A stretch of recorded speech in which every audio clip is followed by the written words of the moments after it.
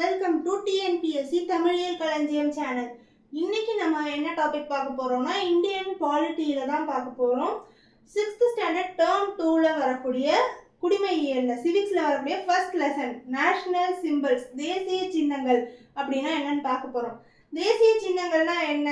நம்ம இப்போ சொல்லுவோம் இல்லையா, நம்மளுடைய நாட்டுக்குன்னு இருக்கக்கூடிய ஒரு சிம்பிள், நம்மளுடைய நாட்டை ரெப்ரசன்ட் பண்ணக்கூடியதான் தேசிய சின்னங்கள். நம்மளுடைய நாட்டுக்கான தேசிய பறவைனா எது? மயில். தேசிய அனிமல் விலங்கு எது? புலி. இப்படி சொல்லுவோம் இல்லையா, அதுதான் தேசிய சின்னங்கள். அதெல்லாம் என்னன்னு பார்க்க போறோம். ஃபர்ஸ்ட் ஆரம்பத்துல என்னன்னா ஒரு பாக்ஸ் கண்டென்ட் என்னன்னா, குளிர்ல நடுங்கிட்டு இருந்த ஒரு மயிலுக்கு ஒரு போர்வை கொடுத்து ஒரு வள்ளல் காப்பாத்துறாரு. நம்மளுக்கு தெரியும் இல்லையா, தமிழ்ல கூட படிச்சிருப்போம் கடையேழு வள்ளல்கள்னு. அதுல ஒரு வள்ளல் தான் இந்த பேகன். இவர் மயிலுக்கு போர்வை கொடுத்தவர். இந்த மயில் நம்மளுடைய நாட்டுடைய நேஷனல் பேர்டு இல்லையா, இதுக்கான ஒரு சரணாலயம், மயில்கள் சரணாலயம், பீகாக் சாங்சுவரி எங்க இருக்கு அப்படின்னு கேட்டா புதுக்கோட்டை டிஸ்ட்ரிக்ட்ல இருக்கக்கூடிய விராலிமலைன்ற இடத்துல தான் இருக்கு. நம்மளுடைய நேஷனல் சிம்பிள்ஸை, தேசிய சின்னங்கள்னு ஏதோ ஒரு மலரை எடுத்துட்டு நம்மளால அறிவிச்சிட முடியாது. அதை கவர்மெண்ட் தான் அறிவிக்கணும். அதுவும் ஒரு சட்டமா பாஸ் பண்ணி தான் அறிவிக்க முடியும். ஸோ நம்மளுடைய தேசிய சின்னங்கள் எதெல்லாம் நம்மளுடைய நேஷனல் சிம்பிள்ஸ், அதை எந்த வருடம் நம்மளுடைய கவர்மெண்ட் நேஷனல் சிம்பிள்ஸா அங்கீகரிச்சாங்க, அதாவது அடாப்டட் பை கவர்மெண்ட்னு சொல்லி பார்க்கலாம். ஸோ லோட்டஸ், அதுதான் இந்தியாவுடைய நேஷனல் ஃப்ளவர், தேசிய மலர். அதை 1950ல தான் நம்மளுடைய நேஷனல் ஃப்ளவரா அவங்க அடாப்ட் பண்றாங்க கவர்மெண்ட். அடுத்தது ஆலமரம். நம்மளுடைய நாட்டில் தான் இந்த ஆலமரங்கள் நிறைய இருக்குது. அதனால அந்த ஆலமரம்ன்றது நமக்கு தனித்துவம் வாய்ந்த ஒரு மரம். அதனாலதான் அது நேஷனல் ட்ரீயா 1950ல அடாப்ட் பண்றாங்க. இந்தியாவிலேயே பெரிய ஆலமரம் எங்க இருக்கு அப்படின்னு சொன்னா ஹவுரா, கொல்கத்தால இருக்கக்கூடிய பொட்டானிக்கல் கார்டன்ல இருக்கு. தமிழ்நாட்டை பொறுத்த வரைக்கும் பெரிய ஆலமரம் எங்க இருக்குன்னு சொன்னா சென்னையில இருக்க அடையார் தியோசபிட்டிக்கல் சொசைட்டில இருக்கு. அடுத்தது மேங்கோ தான் நம்மளுடைய நேஷனல் பழம், ஃப்ரூட். அதையும் 1950ல கவர்மெண்ட் அடாப்ட் பண்றாங்க. இதுதான் நேஷனல் பழம்னு அறிவிக்கிறாங்க. பீகாக், மயில் இருக்கு இல்லையா, அது நம்மளுடைய நேஷனல் பறவையா ஆனது எப்போனா 1963ல. ஏன்னா இந்த பீகாக் இந்த ஏசியா, அதுவும் குறிப்பா சவுத் ஈஸ்ட் ஏசியால மட்டும் இருக்கக்கூடிய ஒரு அழகான பறவை. அதுலயும் இந்தியால இது நிறைய இருக்கிறதுனாலதான் இந்தியாவுக்கு மட்டும் உரிய ஒரு நேஷனல் பேர்டா பீகாக்கை அறிவிக்கிறாங்க. அடுத்து டைகர். டைகர் எப்ப அங்கீகரிக்கப்பட்டது நம்மளுடைய நேஷனல் அனிமலான 1973ல. ஏன்னா உலகத்துல இருக்க டைகர் பாப்புலேஷன்ல ஒட்டுமொத்தமா 70% ஆஃப் பாப்புலேஷன் ஆஃப் டைகர் இந்தியால தான் இருக்கு. அதனாலதான் டைகர் நம்மளுடைய நேஷனல் அனிமல். நம்மளுடைய நாட்டுல அதிகமான தூரம் ஓடக்கூடிய ஆறு எது அப்படின்னு கேட்டா பிரம்மபுத்திரா. 2900 கிலோமீட்டர் ஓடுது. ஆனா அது நம்ம நாட்டுல ஆரிஜினேட் ஆகல, திபெத்ல ஆகுது. அதனாலதான் அதுக்கு அடுத்தபடியா எதுன்னு பார்த்தா நம்ம நாட்டிலேயே ஆரிஜினேட் ஆகி நம்ம நாட்டுக்குள்ளேயே அதிகமா ஓடக்கூடியது நீளமா 2525 கிலோமீட்டர் மொத்த நீளம் கங்கை நதியோடது. அது மட்டும் இல்லாம அது வற்றாத ஜீவ நதி, பெரினியல் ரிவர். அதனாலதான் ரிவர் கேஞ்சஸ் நம்மளுடைய நேஷனல் ரிவர், தேசிய ஆறு. அதை 2008ல தான் அடாப்ட் பண்ணிக்கிறாங்க கவர்மெண்ட். எலிஃபென்ட், இதை நம்மளுடைய ஹெரிட்டேஜ் அனிமல், அதாவது பாரம்பரிய சின்னமா எப்போ அனௌன்ஸ் பண்றாங்க, இதுவும் ஒரு தேசிய விலங்கா அனௌன்ஸ் பண்ணிட்டாங்க. எப்போன்னு சொன்னா சின்ன வயசுல இருந்து நம்மளுக்கு புலின்னு தான் தெரியும். ஆனா இப்ப எலிஃபென்ட்டையும் ஒரு தேசிய விலங்கா, ஹெரிட்டேஜ் சிம்பிளா, பாரம்பரிய சிம்பிளா 2010ல அடாப்ட் பண்றாங்க கவர்மெண்ட். ரிவர் டால்பின், இப்ப இது அழியக்கூடிய நிலைமையில இருக்கு. ஆற்று ஓங்கில், மேக்சிமம் கடல்ல தான் டால்பின் இருக்கும் பார்த்துருக்கோம். ஆனா ரிவர் டால்பின்றது ரொம்ப ரேரா இருக்கு. நம்மளுடைய ஈகோ சிஸ்டம் இருக்குது இல்லையா, இதை மெயின்டைன் பண்றதுல இது ரொம்ப பெரிய பங்கு வகிக்குது. அதனால இதையும் யானையோட சேர்த்து 2010ல நேஷனல் அனிமலா அனௌன்ஸ் பண்றாங்க. அடுத்தது பார்த்தோம்னா நேஷனல் மைக்ரோ ஆர்கானிசம். நம்மளுடைய நாட்டுக்குன்னு ஒரு நேஷனல் மைக்ரோ ஆர்கானிசம். இந்த லாக்டோபாசிலஸ்ன்றது பொதுவாகவே நம்மளுக்கு தெரியும், லாக்டிக் ஆசிடை ப்ரொடியூஸ் பண்றதுக்கு ஹெல்ப் பண்ணக்கூடியது. இந்த லாக்டோபாசிலஸ் உலகத்தளவுல இருக்கு. ஆனா இதுல சப்ஸ்பீஷியஸான இந்த டெல்ப்ரூக்கி, லாக்டோபாசிலஸ் டெல்ப்ரூக்கி இருக்கு இல்லையா, நம்ம நாட்டுல தயிர் உருவாகுது இல்லையா, அந்த தயிருக்கு மேக்சிமம் ஹெல்ப் பண்றது இதுதான். ஸோ இந்த species micro organism national micro ஆர்கானிசமா 2012 கவர்மெண்ட் அடாப்ட் பண்ணுது. அடுத்து நம்மளுடைய பாம்புகள் இனம் இருக்கு இல்லையா, ரெப்டைல்ஸ், அதுல ராஜநாகம். நம்மளுடைய நாட்டில் தான் இந்த ஸ்பெசிபிக் கோப்ரா வெரைட்டி, அதுவும் இந்த ராஜநாகம் 12 to 15 அடி வளரக்கூடிய இந்த ராஜநாகம், இது ஒன்று மட்டும்தான் தானா புற்று கட்டி அதில் வாழக்கூடிய தன்மை கொண்ட ஒரு பாம்பு, ஓஃபியோஃபேகஸ் ஹேனா அப்படின்ற அந்த ஸ்பீஷியஸ். ஸோ இதை வந்து இன்னும் எந்த இயர் அடாப்ட் பண்ணாங்கன்னு சொல்லி புக்கில் போடல. ஸோ அதை நம்ம கன்ஃபியூஸ் பண்ணிக்க வேணாம். மற்ற எல்லா சிம்பிள்ஸும் இந்த எல்லா சிம்பிள்ஸோடைய இயர்ஸையும் நம்ம நல்லா ஞாபகம் வச்சுக்கணும். ஏன்னா மேக்ஸ் த ஃபாலோயிங் மாதிரி கேட்கறதுக்கு நிறைய வாய்ப்புகள் இருக்கு. எப்படி நேஷனல் ஒரு கண்ட்ரிக்கு வந்து நேஷனல் சிம்பிள்ஸ் இருக்கோ அதே மாதிரி ஒவ்வொரு மாநிலத்துக்கும் கூட ஸ்டேட் சிம்பிள்ஸ் இருக்கு. தமிழ்நாடுடைய ஸ்டேட் சிம்பிள்ஸ் மாநில சின்னங்கள்லாம் என்னன்னா, மாநில பறவை வந்து மரகத புறா எமரால்டு, மாநில விலங்கு வந்து நீலகிரி மலைகளில் வாழக்கூடிய அந்த வரை ஆடு, மாநில பூ ஸ்டேட் ஃப்ளவர் வந்து செங்காந்தல் குளோரியாசா சூப்பர்பா, அதுக்கப்புறம் மாநில மரம் வந்து பால்மேரா பனை மரம். நம்மளுடைய நாட்டில் நிறைய பனை மரம், நம்மளுடைய மாநிலத்தில் நிறைய பனை மரம் இருக்கு இல்லையா, அதனால அது வந்து மாநில மரம். இது தவிர்த்து நம்மளுடைய ஸ்டேட் எம்ப்ளம் என்னன்னு கேட்பாங்க. அது வந்து அந்த ஸ்ரீவில்லிபுத்தூர் ஆண்டாள் கோவிலுடைய அந்த கோபுரம், அதுதான் வந்து ஸ்டேட் எம்ப்ளம். ஏன்னா அதான் கவர்மெண்ட் ஆர்டர்ஸ்ல கவர்மெண்ட் லெட்டர் பேட்ஸ்லாம் வந்து யூஸ் பண்ணுவாங்க. இப்போ வந்து புதுசா வந்திருக்க சிலபஸ்ல கரண்ட் அஃபேர்ஸையும் ஒவ்வொரு யூனிட்லயும் ஒவ்வொரு டாபிக்ஸ்லயும் ஆட் பண்ணிட்டாங்க. அதில் இந்தியன் பாலிட்டிக்குள்ளேயுமே கரண்ட் அஃபேர்ஸ் ஆட் பண்ணிட்டாங்க. ஸோ இந்த லெசனுக்கு ஏற்ற மாதிரி ஒரு கரண்ட் அஃபேர்ஸ் என்னன்னா, இப்போ ஒரு 2 days பேக் தான் என்னன்னா, அமெரிக்காவுடைய நேஷனல் பேர்டு என்னன்ற இது வந்துச்சு. அமெரிக்காவுடைய நேஷனல் பேர்டு தேசிய பறவை என்னன்னா, அவங்க வழுக்கை தழை கழுகு இல்லைன்னா வெண்தலை கழுகு அப்படின்னு அழைக்கப்படக்கூடிய பேல்ட் ஈகிள், அதுதான் இப்போ அமெரிக்காவோட நேஷனல் பேர்டா அனௌன்ஸ் பண்ணியிருக்காங்க. அது வந்து ஸ்ட்ரென்த்தை ரெப்ரசென்ட் பண்ணுது, வலிமையை ரெப்ரசென்ட் பண்ணுது. இது வந்து அமெரிக்காவோட பிரசிடென்ட் ஜோ பைடன் அவருடைய ஆட்சி காலத்துல அனௌன்ஸ் பண்ணப்பட்டிருக்கு. ஸோ இது வந்து ஒரு கரண்ட் அஃபேர்ஸ் கொஸ்டின். இவ்வளோ நேரம் நம்ம பார்த்த நேஷனல் சிம்பிள்ஸ் எல்லாமே வந்து லிவிங் பீயிங்ஸ் தான் பார்த்தோம், அதாவது பிளான்ட் இல்லை அனிமல்ஸ் இந்த மாதிரி தான் பார்த்தோம். ஆனால் இப்போ நம்ம பார்க்க போகிற நேஷனல் சிம்பிள்ஸ் எல்லாமே அந்த நாட்டை ரெப்ரசென்ட் பண்ணக்கூடிய நான் லிவிங் பீயிங்ஸ், அதை தான் வந்து நம்ம பார்க்க போகிறோம். ஸோ முதல்ல நம்மளுடைய அப்படி நான் லிவிங்ல வந்ததுன்னா ஃபர்ஸ்ட் நம்மளுடைய தேசிய கொடி, எல்லா நாடுகளுக்குமே அவங்களோட தேசிய கொடி தான் அடையாளமா இருக்கும். நம்மளுடைய நேஷனல் ஃபிளாக் எப்படி இருக்கும், மூவர்ண கொடி, 3 கலர்ஸ் இருக்கும். சாஃப்ரான், மேலே வந்து சாஃப்ரான், கீழே வந்து கிரீன் பச்சை கலர் இருக்கும், மேலே காவி கலர், நடுவில் ஒயிட் வெள்ளை கலர் இருக்கும். ஸோ ஒவ்வொரு கலரும் வந்து ஒவ்வொன்றத்தை ரெப்ரசென்ட் பண்ணுது. அந்த காவி நிறம் இருக்கு இல்லையா, அது வந்து சாஃப்ரான் வந்து வேலார் அண்ட் சாக்ரிஃபைஸ், வீரம் தியாகத்தை ரெப்ரசென்ட் பண்ணுது. கீழே இருக்கக்கூடிய கிரீன் பச்சை நிறம் வந்து ஃபர்டிலிட்டி அண்ட் ப்ராஸ்பெரிட்டி, நாடு செழுமை அண்ட் வளமா இருக்கிறதா ரெப்ரசென்ட் பண்ணுது. நடுவில் இருக்கக்கூடிய ஒயிட் வந்து வெள்ளை நிறம் வந்து ஹானஸ்டி, பீஸ் அண்ட் பியூரிட்டி, நேர்மை, அமைதி மற்றும் தூய்மையை ரெப்ரசென்ட் பண்ணுது. அது மட்டும் இல்லாம நம்மளுடைய நாட்டுக்கொடியில நடுவுல 24 அந்த ஒரு சக்கரம் அசோக சக்கரம் இருக்கும், அதுல 24 ஸ்போக்ஸ் இருக்கும், அந்த கம்பிகள் இருக்கும் இல்லையா. ஸோ அந்த அசோக சக்கரமுடைய கலர் வந்து நேவி ப்ளூ. நேஷனல் ஃபிளாகோடைய லென்த்தும் பிரெத்தும், அதோடைய நீளமும் அகலமும் எவ்வளோ இருக்குன்னு சொல்லி சொன்னா, அது இப்படி நீள வாக்கில் வந்து 3:2 ரேஷியோ, இது நீளம் அதிகமாக இருக்கும். இந்த கீழே ஹைட் இருக்கு இல்லையா, அது வந்து 2. இப்போ இந்த போர்டு இருக்கிற மாதிரி தான் 3:2 ரேஷியோல இருக்கு. புக் பேக் கொஸ்டின்ஸ் பார்த்தீங்கன்னு சொல்லி சொன்னால் அதுலேயே உங்களுக்கு வந்து ஒரு ஐடியா கிடைக்கிற மாதிரி ஒரு கொஸ்டின் இருக்கும். நம்மளுடைய நேஷனல் ஃபிளாகோடைய ரேஷியோ என்னன்னு கொடுத்துருப்பாங்க. சக்ரா, இந்த அசோக சக்ரால 24 ஸ்போக்ஸ் இருக்குன்னு கொடுத்துருப்பாங்க. அசோக சக்ரா வந்து ஸ்கை ப்ளூ கலர்ல இருக்குன்னு கொடுத்துருப்பாங்க. ஆனா அது ஸ்கை ப்ளூ கலர் கிடையாது, அந்த ஒரு ஸ்டேட்மெண்ட் மட்டும் ராங், நேவி ப்ளூ கலர்ல. அந்த மாதிரி தான் கொஸ்டின்ஸ் கேட்பாங்க. அடுத்து நேஷனல் ஃபிளாக்னு சொன்னாலே நம்மளுக்கு ஞாபகத்துக்கு வரக்கூடியவர் ஒரு சுதந்திர போராட்ட வீரர் யாருன்னா திருப்பூர் குமரன். அவருடைய இன்னொரு பேர் கொடி காத்த குமரன். ஏன் அப்படின்னு சொல்லி சொன்னா, திருப்பூர் குமரன் வந்து 1904 1904 பிறக்கிறாரு. நிறைய விடுதலை போராட்டங்கள்ல ஈடுபடுறாரு. அப்படி இருக்கும்போது 1932 1932 காந்தியடிகளை கைது பண்ணிடுறாங்க பிரிட்டிஷ்காரங்க. அப்போ வந்து நிறைய இடங்கள்ல போராட்டங்கள் அப்படியே வெடிக்குது. அந்த போராட்டத்திலையும் திருப்பூர் குமரன் கலந்துக்கிறாரு.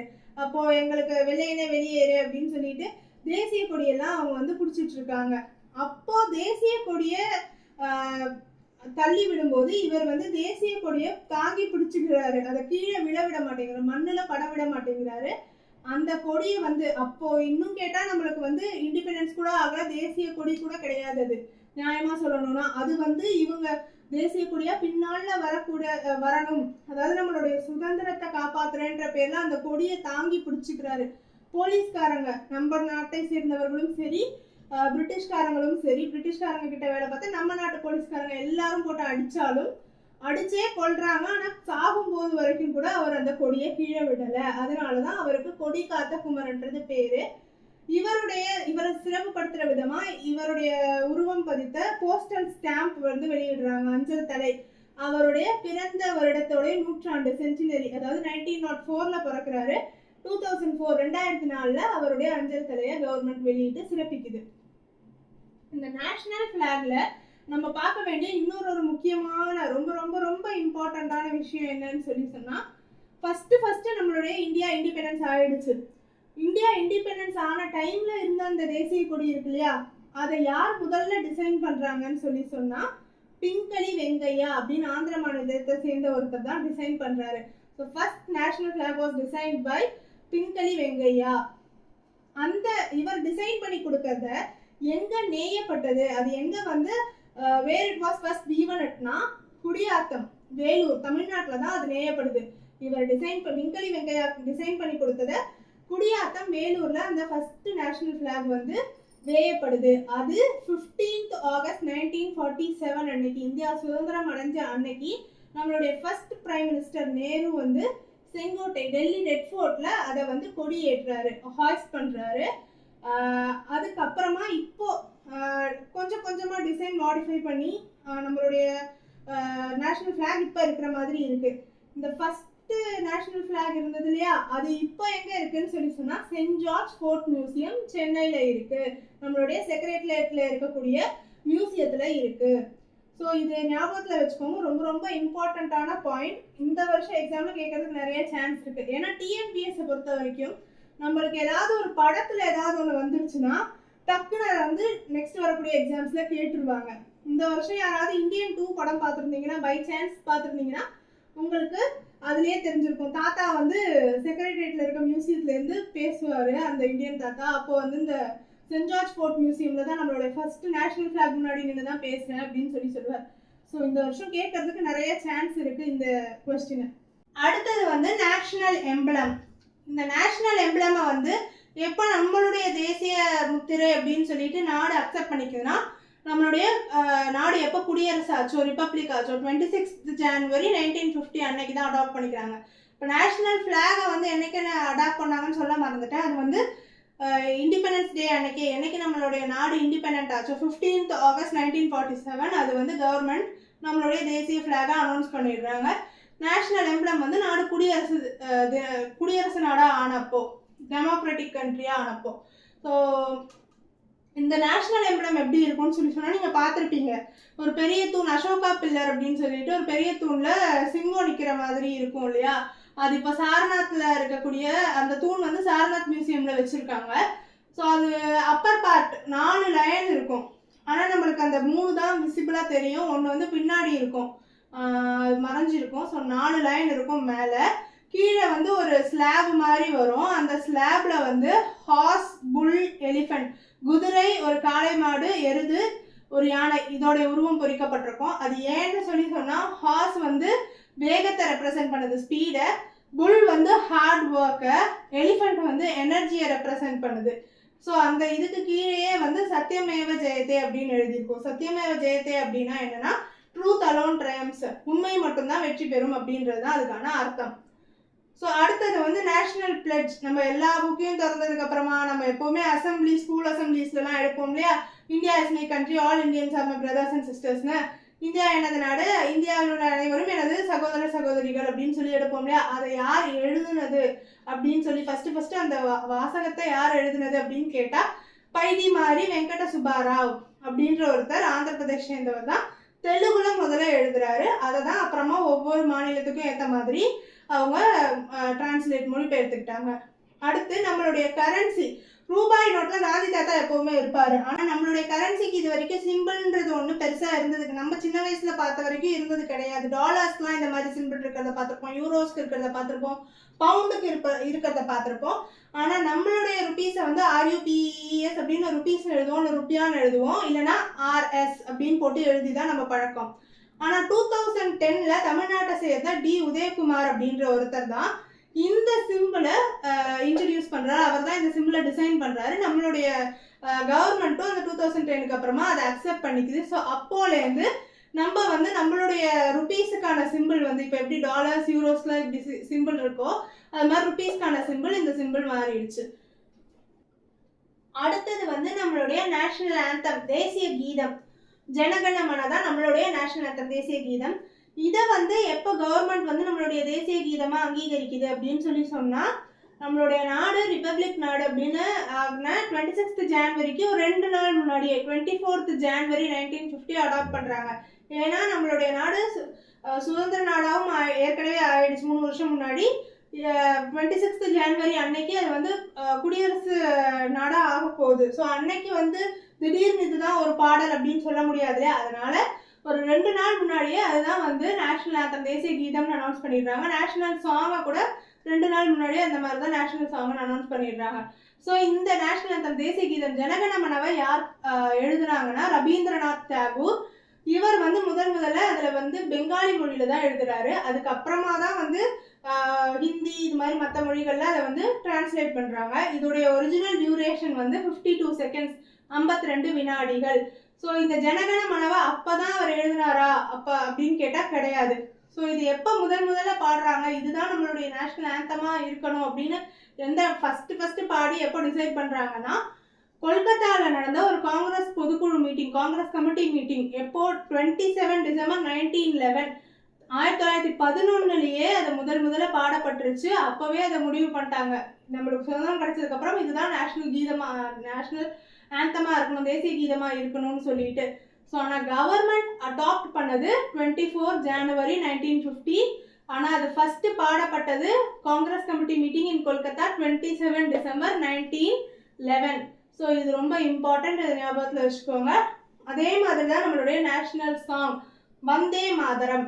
ஸோ இந்த வந்தே மாதரம் வந்து இதையும் வந்து 24 ஜனவரி 1950 தான் நம்மளுடைய கவர்மெண்ட் வந்து அடாப்ட் பண்ணுறாங்க, நம்மளுடைய கவர்மெண்ட் அங்கீகரிக்குது. ஸோ இது அங்கீகரிக்கணும். நேஷனல் ஆந்தம் எப்படி ஜனகணமனவுக்கு என்ன ஒரு ஈக்குவல் அதுக்கான ஒரு ஈக்குவல் ஸ்டேட்டஸை இந்த வந்தே மாதரத்துக்கும் கொடுக்கணும். ஏன்னா நம்மளுடைய போராட்டங்களுக்கு நிறைய வழிவகுத்திருக்கு இந்த பாடல் அப்படின்னு சொல்லிட்டு யார் வலியுறுத்துறாங்க அப்படின்னு சொல்லி சொன்னா டாக்டர் ராஜேந்திர பிரசாத், நம்மளுடைய ஃபர்ஸ்ட் பிரசிடென்ட். அவர் தான் வந்து இந்த வந்தே மாதரம் நேஷனல் சாங்குக்கும் நேஷனல் ஆந்தம்க்கு கொடுக்கக்கூடிய அதே ஸ்டேட்டஸை கொடுக்கணும்னு சொல்லி வலியுறுத்தி இது பண்றாரு. ஸோ இந்த வந்தே மாதரம் யார் எழுதுனாங்கன்னா பங்கிம் சந்திர சாட்டர்ஜி.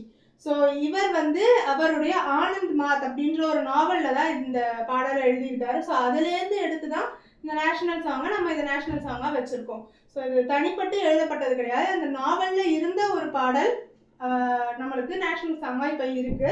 ஸோ இது வந்து எப்போ முதல்ல பாடப்பட்டுச்சுன்னா 1896 செஷன் ஆஃப் நேஷனல் காங்கிரஸ். நேஷனல் காங்கிரஸ் உடைய இன்னொரு பொதுக்குழு மீட்டிங் 1896 அப்போ நடந்தப்பவே இதை முதல்ல பாடிட்டாங்க. ஸோ நேஷனல் சாங் வந்தே மாதரத்தை முதல்ல பாடினது தாகூர். ஓகேவா? ஸோ நல்லா ஞாபகத்தில் வச்சுக்கோங்க. நேஷனல் ஆந்தம் முதல்ல பாடப்பட்டது 1911 தான் கொல்கத்தாவில். ஆனால் நேஷனல் சாங் வந்தே மாதரம் பாடப்பட்டது 1896, அதுக்கும் முன்னாடி பாடப்பட்டிருக்கு, அதுவும் தாகூரால பாடப்பட்டிருக்கு. ஸோ இந்த இது யார் பாடினாங்கன்ற கொஸ்டின் வர்றது. இன்னொரு கொஸ்டின் இம்பார்ட்டண்ட்டான இது என்னன்னா, நம்மளுக்கு இந்தியா சுதந்திரம் அடைஞ்சது இல்லையா, அன்னைக்கே அப்பவே on the air all India ரேடியோல பாட்டு வந்து பாரதியாருடைய பாடல் ஆடுவோமே பள்ளு பாடுவோமேன்னு சொல்லிட்டு TK பட்டம்மாள் பாடியிருக்காங்க. ஸோ அந்த விடுதலை இந்தியா சுதந்திரம் அடைந்த அன்னைக்கு ஆன் 15th ஆகஸ்ட் 1947 பாரதியாரோட பாட்டு ஆடுவோமே பள்ளு பாடுவோமே song by TK Pattammal all India ரேடியோவில். இது அடுத்தது நேஷனல் ஹாலிடேஸ். நம்ம இந்தியாவுக்கு நிறைய விடுமுறைகள் விடுறோம், ஆனாலும் தேசிய நாட்டுக்கான விடுமுறைகள் அப்படின்னு சொல்லி சொன்னா இந்த 3 தான். என்னன்னா இண்டிபெண்டன்ஸ் டே முதல்ல, நாடு சுதந்திரம் அடைந்த தினம் 15th August 1947. ஸோ அன்னைக்கு யார் ஸ்பெஷலாக ஹாய்ஸ்ட் பண்ணுவாங்க, கொடியேற்றுவாங்கன்னா பிரைம் மினிஸ்டர் ரெட் ஃபோர்ட் டெல்லியில வந்து போயிட்டு செங்கோட்டையில போய் கொடியேற்றுறாரு. ஒவ்வொரு வருஷமும் இது நடக்கும். அதே மாதிரி ரிப்பப்ளிக் டே, குடியரசு தினம் அன்னைக்கு 26th January, அதுதான் குடியரசு நாள் இல்லையா நம்மளுடைய நாட்டுக்கு. 26th January 1950லேருந்து நம்ம என்னைக்கு ரிப்பப்ளிக் கண்ட்ரி ஆனோமோ அப்போத்துலேருந்து நம்மளுடைய கான்ஸ்டிடியூஷன், அதாவது அரசியலமைப்பு அமலுக்கு வர தொடங்கிருச்சு. அதோட பிரசிடென்ட், ஜனாதிபதி தான் நம்ம நாட்டுடைய ஃபர்ஸ்ட் சிட்டிசன், முதல் குடிமகனாக ஆகுறாரு. அவர் வந்து ரிப்பப்ளிக் டே அன்னைக்கு பிரசிடென்ட் கொடியேற்றுவார். நல்லா ஞாபகத்தில் வச்சுங்க. இண்டிபெண்டன்ஸ் டே அன்னைக்கு பிரைம் மினிஸ்டர், குடியரசு தினத்து அன்னைக்கு பிரசிடென்ட். டெல்லியில கார்த்தவியா பாத், அதாவது பாத் ஆஃப் டியூட்டி, கடமை பாதை அப்படின்ற அந்த இடத்துல போய் அவர் வந்து கொடியேற்றுறாரு. 3 நாள் வந்து விழா ரொம்ப சிறப்பாக இருக்கும். ஏர்ஃபோர்ஸு, மிலிட்ரி, அதுக்கப்புறமா நேவி, இவங்க எல்லாருமே வந்து 3 நாள் வந்து விழா சிறப்பாக நடக்கும். அது 29ஆம் தேதி ஜனவரி, 26 தொடங்குறது, 29ஆம் தேதி ஜனவரி முடிவுக்கு வரும். ஸோ இந்த இண்டிபெண்டன்ஸுக்கும் ரிப்பப்ளிக்கும் ஒன்றும் என்ன வித்தியாசம்னு சொல்லி சொன்னால், இண்டிபெண்டன்ஸ்ன்றது நம்மளுடைய சுதந்திரம், நாம யாருக்கு கீழேயும் கிடையாது, நம்மளுடைய நாடு தனிப்பட்ட ஒரு நாடு அப்படின்றத வந்து இப்போ ஆங்கிலேயர்கள் நம்மளை வந்து பிடிச்சு வச்சிருந்தாங்க. அந்த மாதிரி எந்த நாட்டுக்கு உட்பட்ட நாடும் கிடையாது, எங்களோட நாடு தனிப்பட்ட நாடுன்னு சொல்றதுதான் இண்டிபெண்டன்ஸ். ரிப்பப்ளிக்னு சொல்றது எங்க நாட்டுக்குள்ளேயே வந்து நாங்க வந்து எந்த அரசர்களுக்கு கீழேயும் கிடையாது அப்படின்றது. இப்போ நம்மளுடைய நாடு முன்னாடி அரசர்களால தானே ஆளப்பட்டுச்சு, முடியாட்சி இருந்துச்சு. ஸோ இனிமேல் எங்களுடைய நாடு முடியாட்சி உள்ள நாடு கிடையாது, குடியாட்சி மட்டும்தான் உள்ள நாடு அப்படின்னு சொல்லிட்டு சொல்றது. ஸோ இந்த ரிப்பப்ளிக் டே நம்மளுடைய நாடு குடியாட்சி கொண்ட நாடா மாறுறதுக்கு நடுவில் இன்பிட்வீன், அதாவது இண்டிபெண்டன்ஸ் ஆயிடுச்சு, யாருக்கும் கீழே கட்டுப்பட்டவங்க கிடையாதுன்னு ஆயிடுச்சு 15th August 1947 1947 ஆயிடுச்சு. ஆனால் 1950 வரைக்கும் நம்மளுடைய நாடு குடியரசு நாடா ஆகலை. ஸோ அந்த டைம்ல நம்மளுடைய நாட்டுக்கு ஒரு ஹானரரி ஹெட், அதாவது ஒரு சிறப்பு வாய்ந்த ஒரு தலைவராக இருந்தது யாருன்னா பிரிட்டிஷுடைய இளவரசி தான், பிரிட்டிஷ் ராணி தான், எலிசபெத் தான். அவங்க தான் வந்து நம்மளுடைய நாட்டுடைய ஹானரரி ஹெட்டா அந்த 15th August 1947 26th January 1950 வரைக்கும் இருந்தாங்க. 1950 26th January நம்மளே வந்து தனியான டெமோக்ராட்டிக் குடியரசு நாடா மாறிட்டோம்.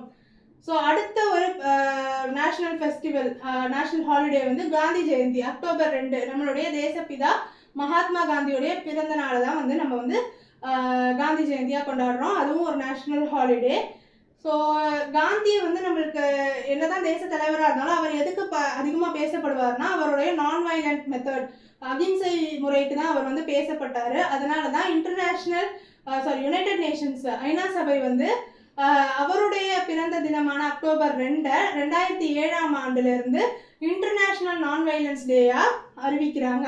ஸோ October 2 காந்தி ஜெயந்தி மட்டும் கிடையாது, ஃப்ரம் 2007 அது உலக அகிம்சை தினம், இன்டர்நேஷனல் நான் வயலன்ஸ் டேவாகவும் இருக்கு. இந்த லெசன்ல வந்து எக்ஸ்ட்ராவா கொடுத்துருக்க ஒரு டீட்டெயில் என்னன்னு சொல்லி சொன்னா, சகா எரா, அதாவது சக ஆண்டு அப்படின்ற அந்த ஒரு சிஸ்டத்தை யார் அறிமுகப்படுத்துறாங்கன்னா கனிஷ்கா ஃப்ரம் குஷானா எம்பையர். கனிஷ்கா அப்படின்ற அந்த பேரரசர் தான் இதை வந்து இன்ட்ரடியூஸ் பண்றாரு. இப்போ நம்ம ஃபாலோ பண்ணிட்டு இருக்கிறது எல்லாமே வந்து கிரெகோரியன் கேலண்டர்.